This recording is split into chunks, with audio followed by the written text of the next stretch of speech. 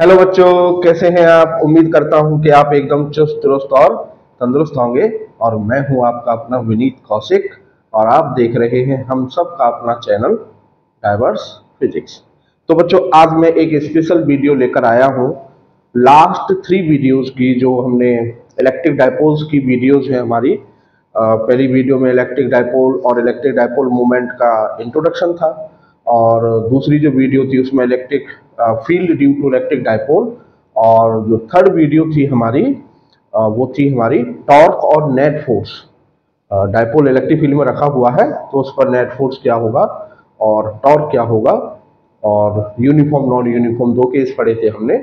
और हमने वहां पर भी कुछ PYQs किए थे, लेकिन आज और कुछ PYQs करने हैं हमें उस कॉन्सेप्ट को और मतलब अच्छा करने के लिए, और ये देखने के लिए कि हमने जो वहाँ वो कॉन्सेप्ट पढ़ी थी क्या उनसे हम जो लास्ट ईयर्स के क्वेश्चंस हैं PMT या आपका JEE मेंस एडवांस, इनके क्वेश्चंस हम कर पा रहे हैं या नहीं कर पा रहे हैं।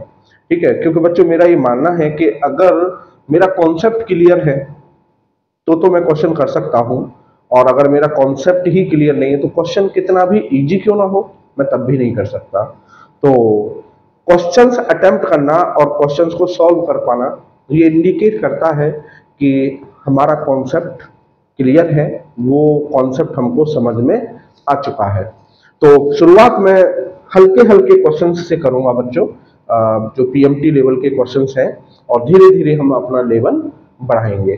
ठीक है बच्चों, तो पहला क्वेश्चन है आपका, an electric dipole an electric dipole consisting of two opposite charges of 2 into 10 to the power minus 6 coulomb, each separated by a distance of 3 centimeter, is placed in an electric field of 2 into 10 to the power 5 Newton per coulomb. So the maximum torque on the dipole will be। अब बच्चों ये just एक formula based question है। आपको ध्यान होगा जब आपने अगर लास्ट वीडियो देखी होगी टॉर्क, जिसमें मैंने आपको टॉर्क के बारे में पढ़ाया है, तो उसमें आपने देखा होगा कि टॉ मैक्स के लिए हमारे पास डायरेक्ट फॉर्मूला होता है, tau max is equal to PE। ठीक है ना, टॉर्क होता था PE sin theta and tau will be maximum when theta is 90 degree, तो tau max equal to PE। अब बच्चों P इलेक्ट्रिक डाइपोल मूवमेंट आप जानते हैं Q इंटू 2L होता है डाइपोल का, और इंटू E। अब सारी चीजें आपको क्वेश्चन में गिवन है। चार्ज कितना है 2 into 10 to the power minus 6। ठीक है, 2L क्या होती है, दोनों चार्जेस के बीच की डिस्टेंस, वो हमको गिवन है। डिस्टेंस ऑफ 3 सेंटीमीटर वो हमको गिवन है, तो 3 into 10 to the power minus 2, और इलेक्ट्रिक फील्ड हमको गिवन है 2 into 10 to the power 5।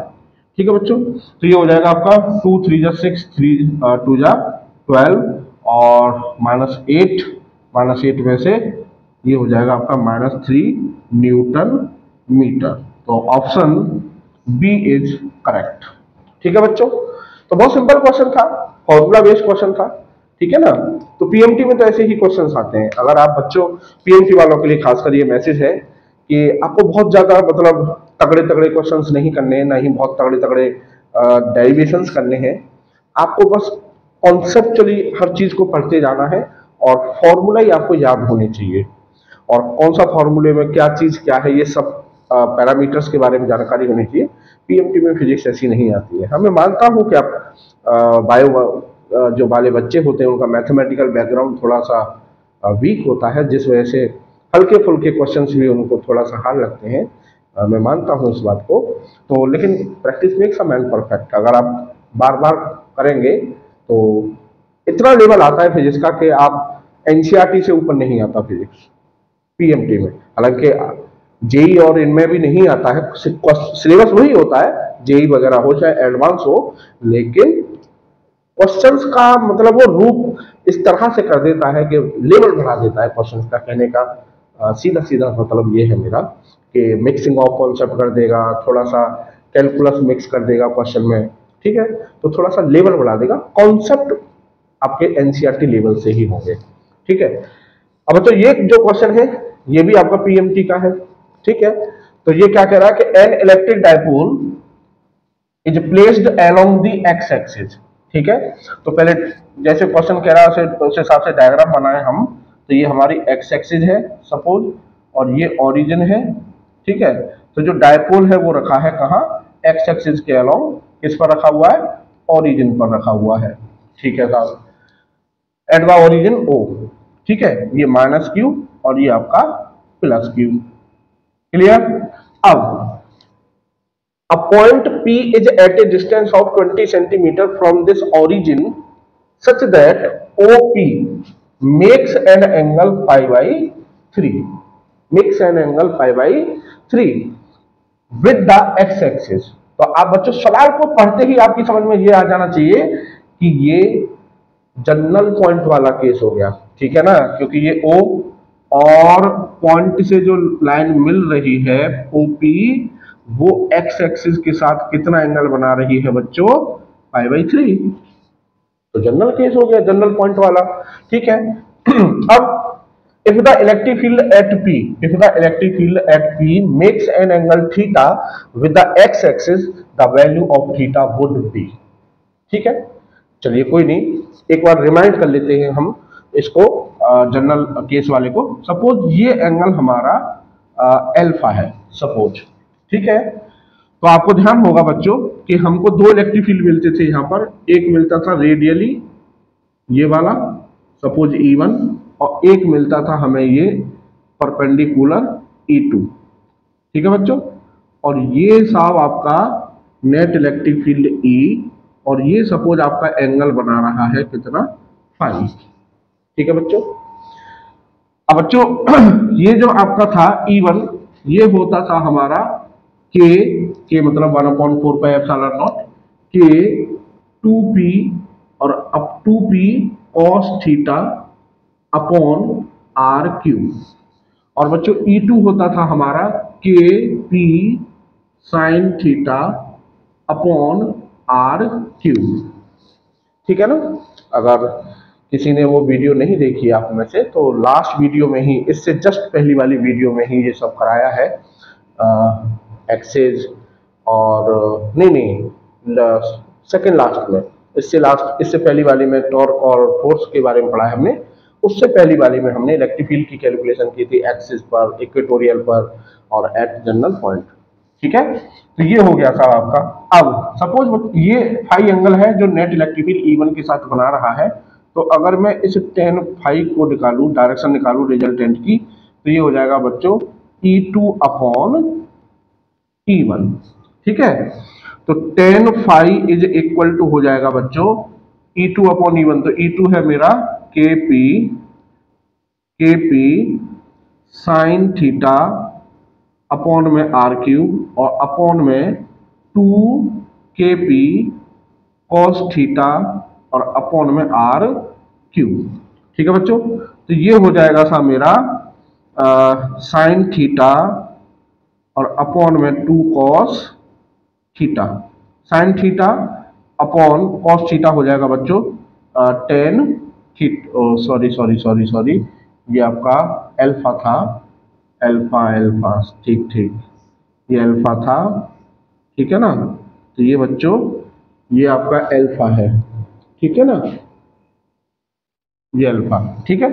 तो ये हो जाएगा बच्चों टेन अल्फा और अपॉन में आपका 2, ठीक है। तो ये रिलेशन आ गया साहब हमारा इस फाई में और इस अल्फा में, tan phi equal to tan alpha by 2, ठीक है बच्चों। अब देखो ये मैंने आपको समझाया है तब इतना टाइम लग रहा है क्योंकि मैं आपको पहले कॉन्सेप्ट क्लियर कर रहा हूं कि कॉन्सेप्ट क्या होती है। शायद उस लास्ट वीडियो में ये चीज मैंने आपको बताई भी नहीं है, तो इस सवाल के वजह से ये कॉन्सेप्ट भी आपकी क्लियर हो गई कि इस एंगल में और इस एंगल में क्या रिलेशन होता है। तो वो रिलेशन ये होता है, ठीक है। अब बच्चों क्वेश्चन को पढ़ते हैं। तो वो कह रहा है कि if the electric field eight P पर जो इलेक्ट्रिक फील्ड है ये makes an angle theta with the x axis. तो कहने का मतलब अगर मैं इस इलेक्ट्रिक फील्ड को पीछे बढ़ाऊं इस तरह से, तो ये इस एक्स एक्सिस से कितना एंगल बना रहा है बच्चों, ये थीटा एंगल बना रहा है, तो कह रहा है ये थीटा कितना होगा। ठीक है बच्चों, तो कोई दिक्कत नहीं। ये अगर एंगल फाई है बच्चों, तो ये एंगल आपका फाई होगा, अपोजिट एंगल आर इक्वल। ठीक है, सवाल हो गया बच्चों। हल्की सी ज्योमेट्री डाल दी उसने, एक थ्योरम यूज हो गई इसमें कि ट्राइंगल के दो इंटीरियर एंगल का सम एक्सटीरियर एंगल के इक्वल होता है। तो ये थीटा जो इक्वल होगा बच्चों मेरे, ये इक्वल हो जाएगा आपका एल्फा प्लस फाई के। क्यों? एल्फा प्लस फाई के, theta equal to alpha plus phi. ठीक है बच्चों। अब बच्चों थीटा इज इक्वल टू, अब मेरे को निकालना फाई, तो बच्चों tan phi is equal to tan alpha. Tan alpha, alpha की वैल्यू आपको गिवन है ओपी। ओपी कितना एंगल बना रही है? पाई बाई थ्री, तो this is pi by three. ठीक है, तो पाई बाई थ्री का मतलब 60, तो टेन 60 अपॉन टू, और टेन 60 की वैल्यू होती है रूट थ्री बाई टू। तो फाइव की वैल्यू आ गई बच्चों यहां से tan inverse root three by two. ठीक है, क्लियर? बस हो गया सवाल। अब आपको एल्फा गिवन है पाई बाई थ्री, तो यहां तो रख देंगे हम pi by three, plus phi की वैल्यू निकल के आई है हमारी tan inverse root three by two. सवाल हो गया जी आपका, तो ऑप्शन बी इज करेक्ट। ठीक है बच्चों, तो कहने का मतलब ये है मेरा बच्चों कि अगर आपका एक एक कॉन्सेप्ट क्लियर है, आपने लाइन बाई लाइन एक एक चीज को पढ़ा है, पीएमटी हो, मींस नीट हो, जेई हो, मेंस हो, एडवांस हो, कुछ भी हो, कुछ भी टफ नहीं होता है। वो टफ हमको इसलिए लगता है क्योंकि हम चीजों को स्किप कर करके छोड़ छोड़ के मोटा मोटा पढ़ लेते हैं, जबकि ये इस तरह के एग्जाम्स हैं कि ये बहुत बारीकी मांगते हैं। ये कहते हैं कि भैया एक एक वर्ड को, एक एक लाइन को line by line with meaning, with समझ के साथ पढ़ के आओ तो ये इजी लगेंगे। ठीक है बच्चों, तो आगे बढ़ते हैं। तो बच्चों नेक्स्ट थर्ड क्वेश्चन है आपका, ये जेईई मेन 2021 में आ चुका है। Two ideal electric dipoles A and B. ये दो डायपोल है, ये नेगेटिव पॉजिटिव, ये डायपोल ए है और ये बी डायपोल है नेगेटिव पॉजिटिव, मींस दोनों डायपोल एक दूसरे के परपेंडिकुलर रखे हुए हैं।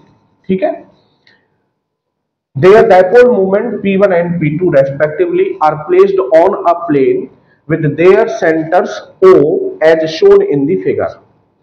At point C on the axis of dipole A, the resultant electric field is making an angle of 37 degree with the axis.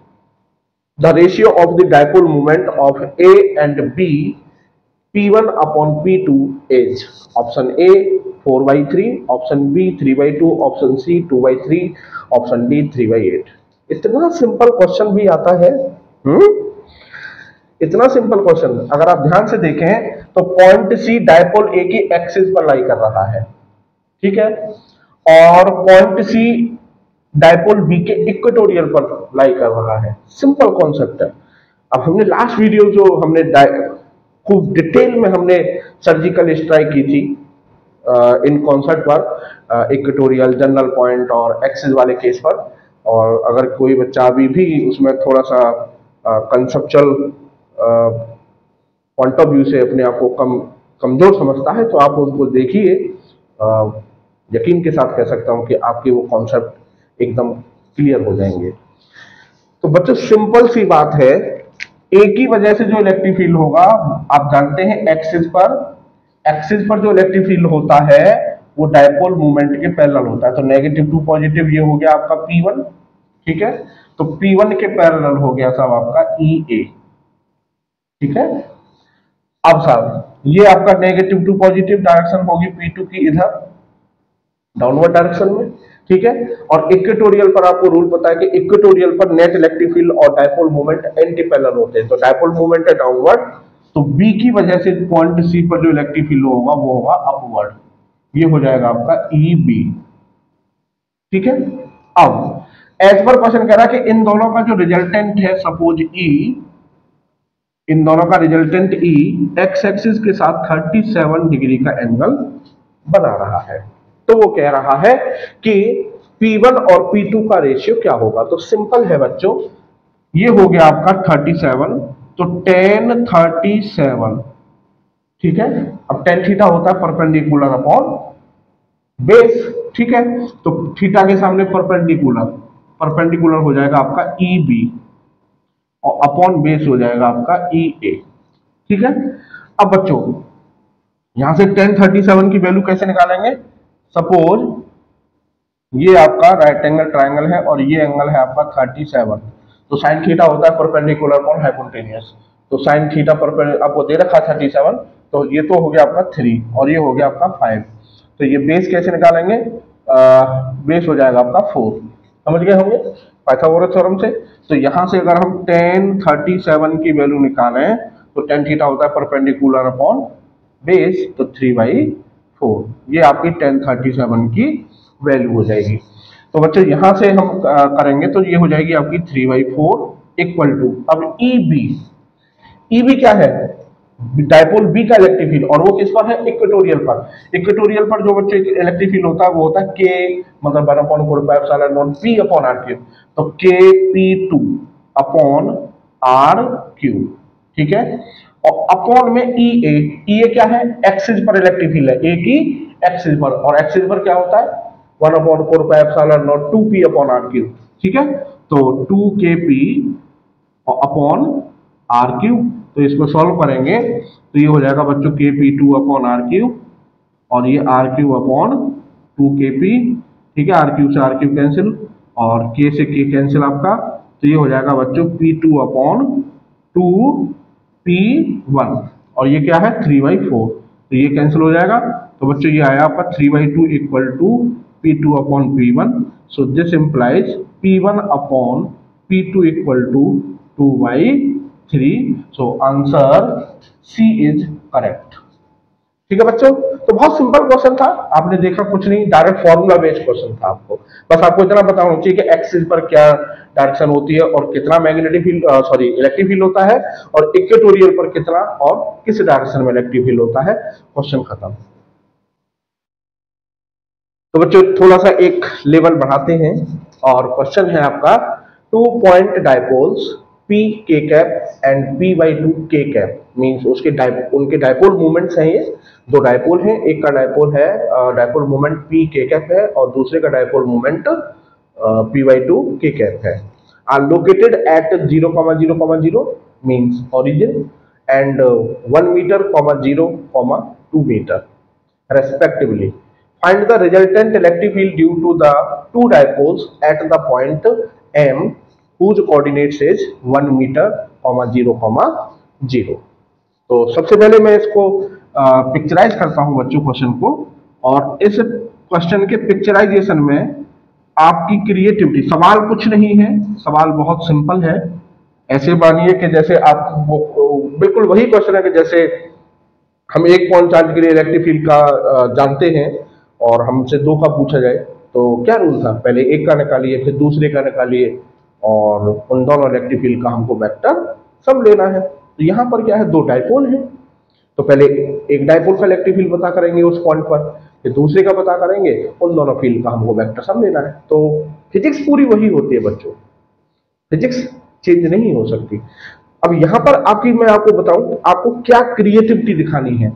देखिए बच्चों जनरली आप जानते हैं कि ये जेड दी जाती है, आप इसको जेड ले लेंगे ना तो पिक्चराइजेशन ऐसा हो जाएगा कि आप क्वेश्चन को विजुलाइज नहीं, मतलब करने में दिक्कत होगी, है ना। तो मैं क्या करता हूं, ये एक्स है तो मैं इसको जेड मान लेता हूं, ठीक है। तो अब सीधा सीधा जो बोर्ड है, ये बोर्ड मेरा अपना ये बन गया मेरा एक्स जेड में, ठीक है। अब एज पर क्वेश्चन ये आपका ओरिजिन, इसके कोऑर्डिनेट्स आपके 0,0, ठीक है। 2 पॉइंट डायपोल्स पी के कैप, तो ये के कैप डायरेक्शन हो गई प्लस जेड, तो एक डायपोल है आपका ये, और इसका डायपोल मूवमेंट है ये जेड की तरफ प्लस जेड की तरफ, और इसका डायपोल मूवमेंट है आपका पी के कैप, ठीक है। दूसरा जो डायपोल है P/2 के कैप, वो कहां पर है 1,2 पर, मतलब 1,0,2 पर, तो x पर चले 1 मान लीजिए यहाँ से x पर चले हम 1 सपोज ये, ठीक है, फिर y तो 0 है, फिर z पर चले 2, तो यहाँ से सपोज यहाँ पर आए साहब, ठीक है, तो ये कोऑर्डिनेट हो गए 1 मीटर 0 2 मीटर, ठीक है। तो ये डिस्टेंस बच्चों कितनी हो गई 2 मीटर, और ये डिस्टेंस बच्चों कितनी हो गई 1 मीटर, ठीक है। तो यहाँ इस पॉइंट पर आपका पॉइंट डायपोल है जिसका डायपोल मोमेंट है p/2 k कैप, ठीक है। अब ये दो डायपोल है बच्चों। अब पॉइंट कौन सा है, find the resultant electric field due to the two dipoles at point m, जिसके कोऑर्डिनेट्स है 1 मीटर 0 0। तो बच्चों वो पॉइंट m है आपका, ये भाई यहाँ से 1 मीटर ये हो गया 0 0, तो ये पॉइंट तो हुआ वो, तो ये पॉइंट हो गया m और इसके कोऑर्डिनेट्स है 1 0 0। तो इस पॉइंट पर हमको इन दोनों डायपोल्स की वजह से इलेक्ट्रिक फील्ड बताना है। अब क्वेश्चन बच्चों आपका सो सिंपल, कुछ भी नहीं है इसमें। आपके पास दो डायपोल है और इस पॉइंट एम पर हमको इलेक्ट्रिक फील्ड निकालना है। तो आप अगर ध्यान से देखें तो देखिए बच्चों, ये आपका पॉजिटिव, तो ये आपका नेगेटिव, ठीक है, क्योंकि dipole movement negative to positive होता है। और अगर आप ध्यान से देखेंगे तो पॉइंट एम इस डायपोल, मान लो ये डायपोल 1 है, तो डायपोल 1 के इक्वेटोरियल पर लाई कर रहा है, ठीक है। तो इक्वेटोरियल पर इलेक्ट्रिक फील्ड क्या होता है बच्चों, तो मैं इसको 1 मान लेता हूं, तो E1, इसकी वजह से electric field E1 equal to हो जाएगा KP 1/4πε0 P/r3। तो 1/4πε0 मैंने K मान लिया, तो KP/r3, ठीक है। तो KP/r3, ठीक है, ठीक है। अब साहब बच्चों ये मान ली मैंने R1, क्लियर, 1 के लिए ये R1। अब बच्चों डायरेक्शन, डायपोल मूवमेंट किधर है बच्चों, इसका अपवर्ड, और हमको पता है इक्वेटोरियल पर इलेक्ट्रिक फील्ड डायपोल मूवमेंट के जस्ट अपोजिट होता है। इसका मतलब इसका डायपोल मूवमेंट है अपवर्ड, तो इसकी वजह से जो इलेक्ट्रिक फील्ड होगा वो होगा डाउनवर्ड। तो ये हो गई साहब मेरी E1 की डायरेक्शन, E1 की डायरेक्शन बोले तो -z, क्लियर। तो -k कैप इसकी डायरेक्शन हो गई। अब साहब बच्चों दूसरे डायपोल पर आते हैं। अब बच्चों दूसरे डायपोल के लिए आप ध्यान से देखें तो ये साहब हमारा माइनस और ये हमारा प्लस, ठीक है, नेगेटिव टू पॉजिटिव डायरेक्शन होती है डायपोल मूवमेंट की।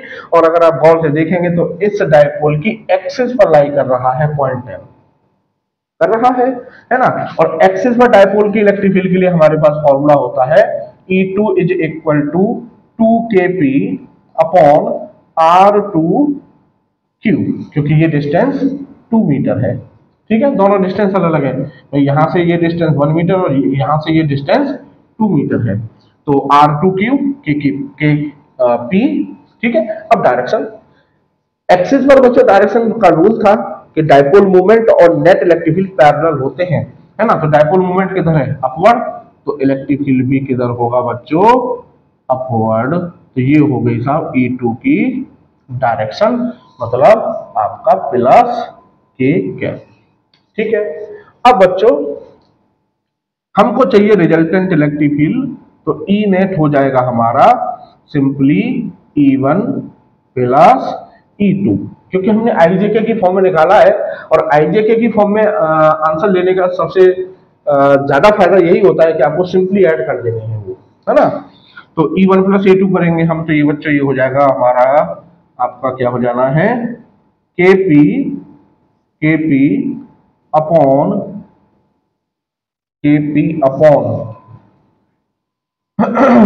2 KP ले लें बाहर, तो ये हो जाएगा साहब हमारा 2 अपॉन R2 क्यूब और plus 1 upon R1 cube minus, ठीक है।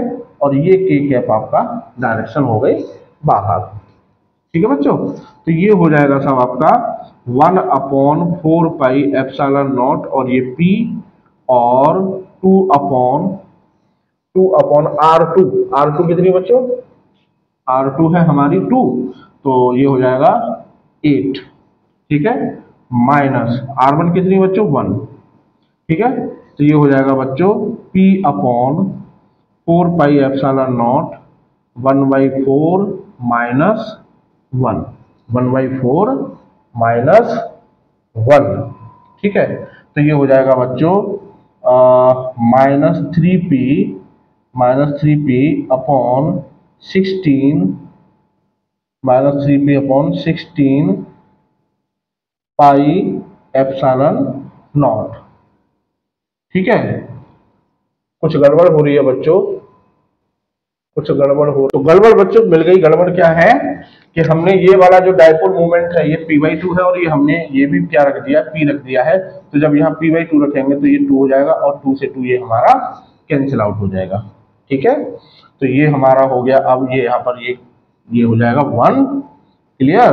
तो ये हमारा 1, ठीक है। और ये हमारा हो जाएगा आपका 1/8, और ये हो जाएगा हमारा 7, और ये हो जाएगा बच्चों हमारा 32, और ये हमारा k cap, this is the answer. तो सिंपल था बच्चों ये कि दो डायपोल थे, और कॉन्सेप्ट दिमाग में क्या थी, कॉन्सेप्ट दिमाग में सिंपल थी कि जैसे हम यार 1.4 2.4 3.4 जो होते हैं तो उनके लिए इलेक्ट्रिक फील्ड निकालते हैं, तो क्या प्रोसीजर था, जो अप्रोच दिमाग में सेट होनी चाहिए। पूरी फिजिक्स की अप्रोच अगर आपके समझ में आ गई कि ये करना, अगर ये सिचुएशन है तो ये करना होता है, तो समझिए मजे आ गई। तो अप्रोच सेट हो गई मेरे दिमाग में कि 1 4 2 4 के लिए जैसे हम इलेक्ट्रिक फील्ड निकालते हैं, वैसे एक डायपोल, 2 डायपोल दे रखे हैं, 3 डायपोल दे रखे हैं, और हमसे इलेक्ट्रिक फील्ड पूछा जा रहा है। तो प्रोसीजर सेम है, पहले एक का पता कीजिए, फिर दूसरे डायपोल का, फिर तीसरे डायपोल का, उन सब का रिजल्टेंट ले लीजिए। बस आपको डायपोल का बेसिक पता होना चाहिए कि एक्सिस पर इलेक्ट्रिक फील्ड क्या होता है, इक्वेटोरियल पर क्या होता है, क्या डायरेक्शंस होती हैं, सवाल हो गया। तो वही था, दिखने में सवाल ऐसा लग रहा था कि पता नहीं क्या है, क्वेश्चन हो गया बहुत आसानी से, ठीक है बच्चों। अब थोड़ा सा लेवल और बढ़ाते हैं।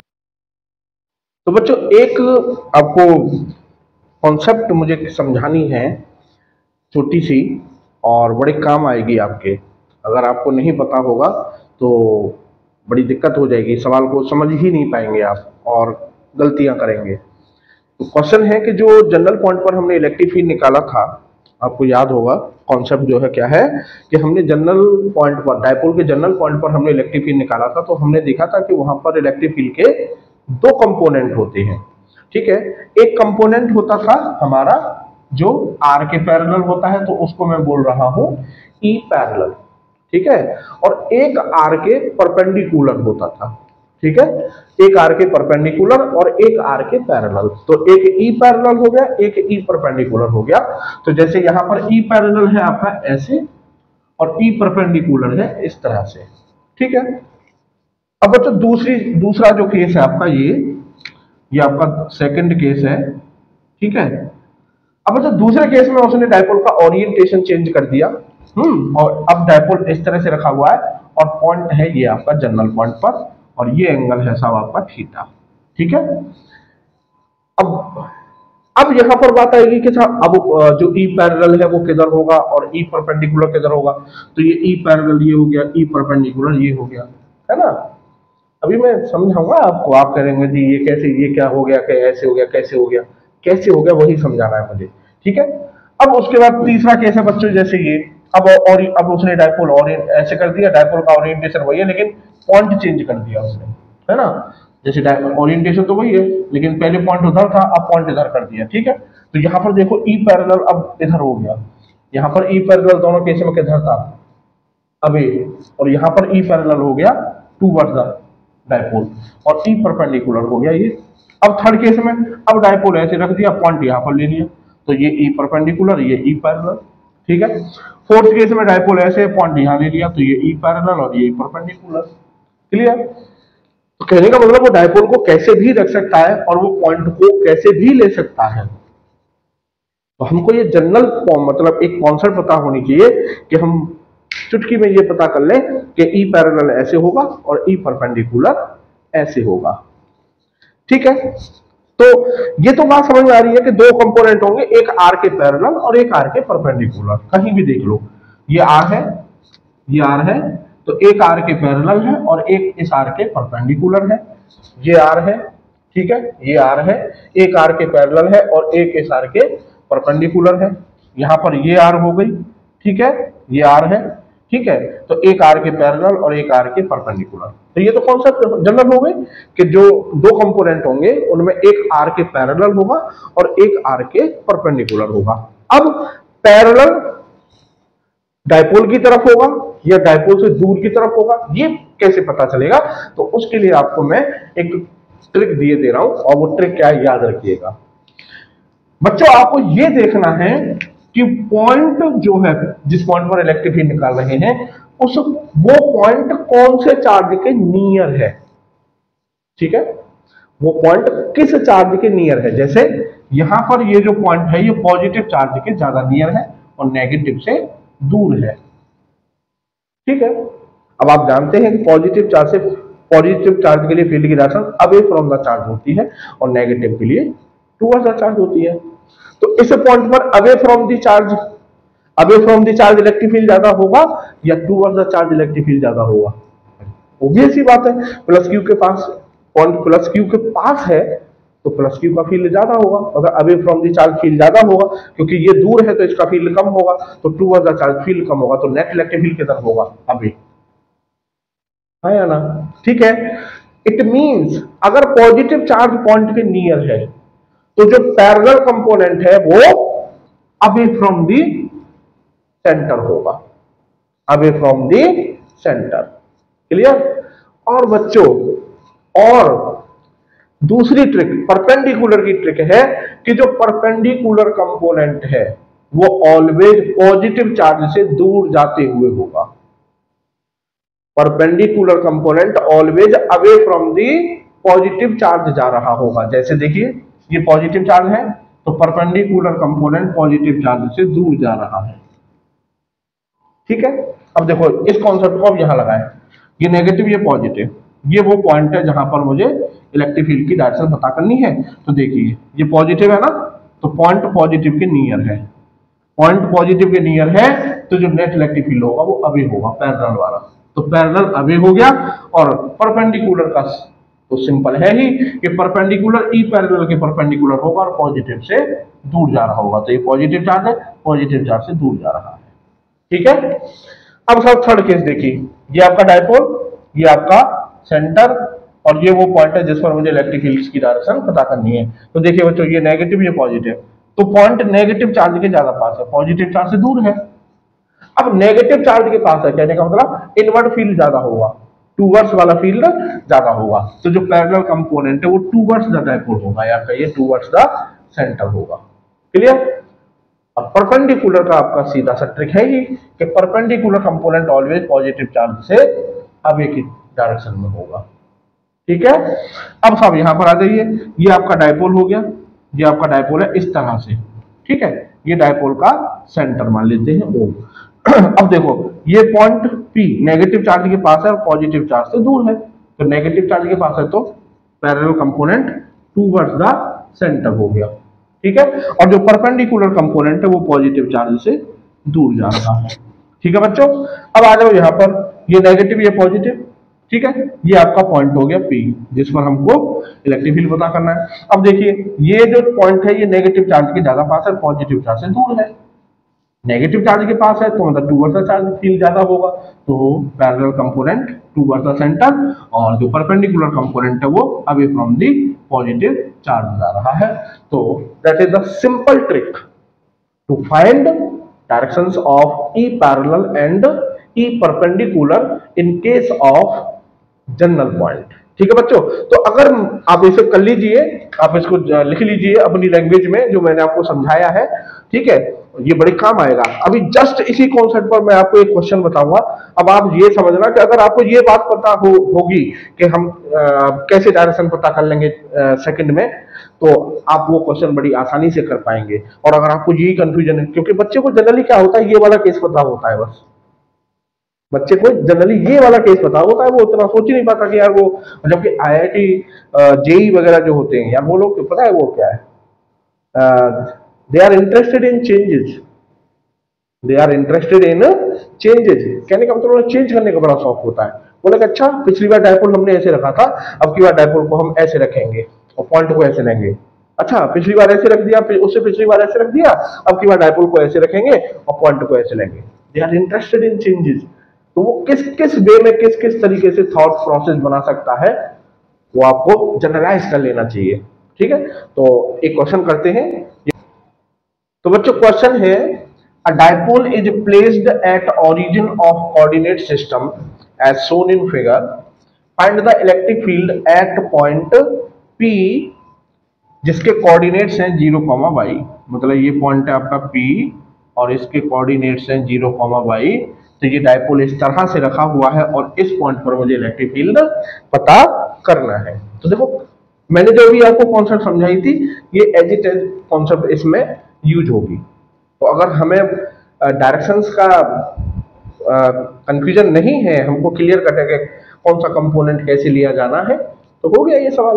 अब देखो बच्चों, डायपोल मोमेंट है ये, इट मींस ये नेगेटिव, ये पॉजिटिव। ठीक है, पॉइंट नेगेटिव चार्ज के ज्यादा पास है, तो जो पैरेलल कंपोनेंट है वो टूवर्ड्स द सेंटर होगा। तो ये हो गया साहब मेरा ई पैरेलल। ठीक है, और जो परपेंडिकुलर कंपोनेंट है वो ई पैरेलल के परपेंडिकुलर होगा और पॉजिटिव चार्ज से दूर जाएगा। तो ये हो गया मेरा ई परपेंडिकुलर। क्लियर।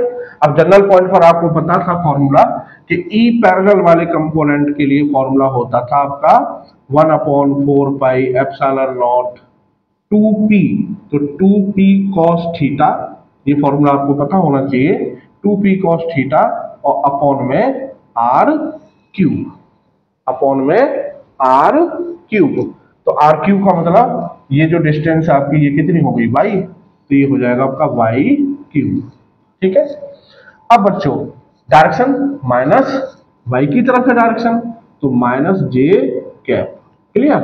अब बच्चों ई परपेंडिकुलर, तो 1/4 पाई एप्सिलॉन नॉट और p साइन थीटा अपॉन में y क्यूब, और ये आपका डायरेक्शन हो जाएगी माइनस x, तो मतलब माइनस i कैप। ठीक है, अब बच्चों थीटा भी हमको गिवन है 45 डिग्री, तो अगर मैं यहाँ पर 45 डिग्री रखता हूँ तो ये 45 और ये भी आपका 45, तो बच्चों ई पैरेलल हो जाएगा 1/4 pi epsilon naught 2p upon √2 up into Y cube. नहीं भाई, 1/√2 वैल्यू होगी cos 45 की और direction minus j cap. Similarly E perpendicular हो जाएगा 1/4 pi epsilon naught p upon √2 Y cube और माइनस i कैप। ठीक है बच्चों। अब बच्चों दोनों को हमें रिजल्टेंट इलेक्ट्रिक फील्ड पता करना है, तो दोनों को हमको क्या कर देना है, सिंपली ऐड कर देना है। तो E1 प्लस E2, तो E1 प्लस, बच्चों ये फॉर्मूले हैं डायरेक्ट। जनरल पॉइंट वाला केस आप पढ़िएगा, देखिएगा वीडियो में, ये आपको डायरेक्ट फॉर्मूले मिल जाएंगे कि पैरेलल कंपोनेंट ये होता है और परपेंडिकुलर कंपोनेंट ये होता है। तो E1 प्लस E2, बस इनको ऐड कर दीजिए। मतलब ई पैरेलल और ई परपेंडिकुलर को जब हम ऐड करेंगे तो ये हो जाएगा साहब आपका P upon 4 pi epsilon naught Y cube, P upon 4 pi epsilon naught Y cube √2 Y cube common ले लेंगे, तो ये बचेगा आपका minus 2j and minus i cap. तो ये आपका आ गया आंसर। तो ये था सवाल। अगर बच्चों अब आप फील कर रहे होंगे कि अगर आपको वो डायरेक्शंस वाला चक्कर नहीं पता होता तो आप इस सवाल में फंस जाते। ठीक है, तो लास्ट सवाल और करते हैं बच्चों। तो बच्चों लास्ट वीडियो में हमने कॉन्सेप्ट पढ़ी थी dipole placed in non uniform electric field. तो वहां पर हमने नेट फोर्स के लिए कॉन्सेप्ट पढ़ी थी कि अगर dipole non uniform electric field में रखा हो तो नेट फोर्स कैसे कैलकुलेट करते हैं। तो ये उसी कॉन्सेप्ट के ऊपर एक क्वेश्चन है। मैंने उसमें उस वीडियो में भी दो क्वेश्चन कराए थे, तो आज थोड़ा सा लेवल बढ़ाया है उस कॉन्सेप्ट का। तो क्वेश्चन है कि an electric dipole is placed eight A distance x from centre O on the axis of a charged ring of radius r and charge q uniformly distributed over it, find the net force acting on the dipole. तो बच्चों हम जानते हैं कि ये ring है, तो ring का हम इलेक्ट्रिक फील्ड जानते हैं, E इज इक्वल टू होता है K Q X upon R square plus X square to the power 3/2। ठीक है, तो बच्चों क्लियर दिख रहा है हमको कि रिंग का इलेक्ट्रिक फील्ड एक्स पर डिपेंड कर रहा है, and where X is the distance of point from the centre. ठीक है, और मैंने आपको ये लास्ट की वीडियोस में कई बार रिपीटेडली समझाया है कि अगर किसी बॉडी का इलेक्ट्रिक फील्ड डिस्टेंस पर डिपेंड कर रहा है तो समझ जाइए वो नॉन यूनिफॉर्म इलेक्ट्रिक फील्ड है। तो रिंग का जो इलेक्ट्रिक फील्ड है वो नॉन यूनिफॉर्म हुआ, और उस नॉन यूनिफॉर्म इलेक्ट्रिक फील्ड में डाइपोल रखा हुआ है तो उस पर एक नेट फोर्स लगेगा, उसी को वो पूछ रहा है। अब कुछ नहीं बच्चों, सवाल हो गया। एफ आप जानते हैं, एफ के लिए हमने फॉर्मूला ड्राइव किया था, F equal to P dipole movement and D E over D X.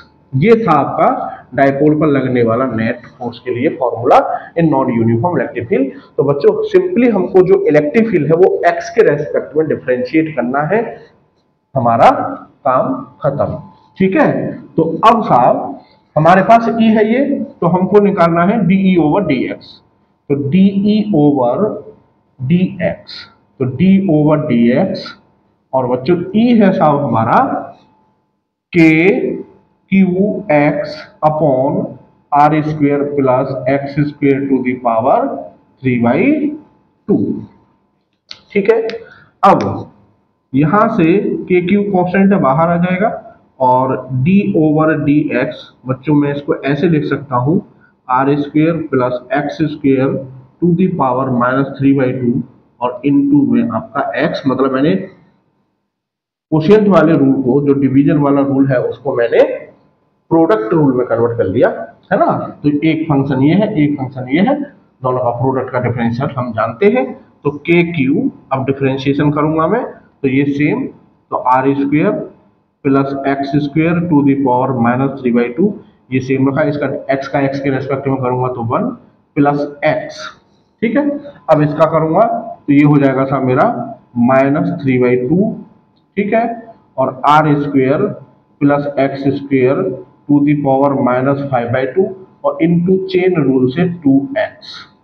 ये हो गया डिफरेंशिएशन, 2 से 2 कैंसिल। ठीक है बच्चों, तो ये हो गया के क्यू, इसको मैं ऐसे लिख सकता हूँ 1 upon R square plus X square to the power 3/2, और बच्चों 2 से 2 कैंसिल हो गया, तो ये हो जाएगा -3x स्क्वेयर, और ये हो जाएगा साहब आपका 1 upon R square X square to the power 5/2।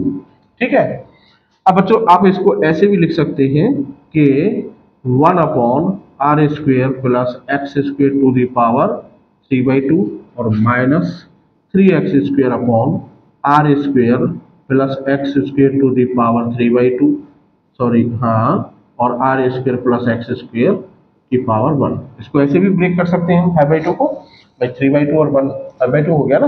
अब देखो इससे फायदा क्या हुआ कि ये कॉमन आ जाएगा।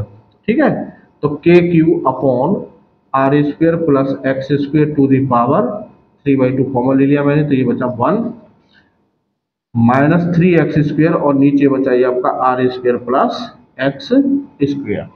तो बच्चों ये हो जाएगा आपका के क्यू। ठीक है, और अपॉन में R square plus X square to the power 3/2, और ये हो जाएगा आपका सॉल्व करके आर स्क्वेयर -2x स्क्वेयर, और नीचे आपका R square plus X square. ठीक है, तो ये आ गया साहब आपका डीई ओवर डी एक्स आ जाएगा के क्यू, और अपॉन में R square plus X square to the power 5/2, 3/2 और ये 1 फिर से 5/2, और ये हो गया साहब आपका आर स्क्वेयर -2x स्क्वेयर। ये आ गया मेरा डीई ओवर डी एक्स। तो एफ ऑन डाइपोल हो जाएगा पी, अब डाइपोल का पी हो जाएगा क्यू इंटू 2l, तो क्यू इंटू 2l, तो 2l कितनी है 2a, आपको क्वेश्चन में गिवन है 2l, दोनों चार्जेस के बीच की डिस्टेंस 2a है, और into D E over D X, तो के क्यू। ठीक है, के क्यू, और ये हो जाएगा बच्चों आर स्क्वेयर -2x स्क्वेयर, और अपॉन में R square plus X square to the power 5/2। Clear. तो ये हो जाएगा बच्चों आपका क्यू ए क्यू अपॉन में बच्चों 2 पाई एप्सिलॉन नॉट, क्योंकि यहाँ के की वैल्यू 1/4 पाई एप्सिलॉन नॉट रखूंगा तो 2 से 2 2 4, तो वो 2 पाई एप्सिलॉन नॉट। और बच्चों ये हो गया R square minus 2x² R square plus X square to the power 5/2। This is the final answer. Clear बच्चों। तो क्या देखा हमने कि कुछ भी नहीं है, हल्का सा उसने मैथमेटिक्स डाल दिया, डिफरेंशिएशन डाल दिया, कॉन्सेप्ट वही थी। फोर्स कैसे निकलेगा, F = P/dE/dx। तो मैं समझता हूं आपको आज के इन क्वेश्चंस में, न्यूमेरिकल्स में मजा आया होगा और आपको लगा होगा कि अगर कॉन्सेप्ट क्लियर है तो कोई भी एंट्रेंस क्यों ना हो, कोई भी एंट्रेंस टफ नहीं होता है अगर आपकी बारीकी से कॉन्सेप्ट क्लियर है तो बच्चों मिलते हैं नेक्स्ट वीडियो में नए टॉपिक के साथ। तब तक के लिए जय हिंद, थैंक यू।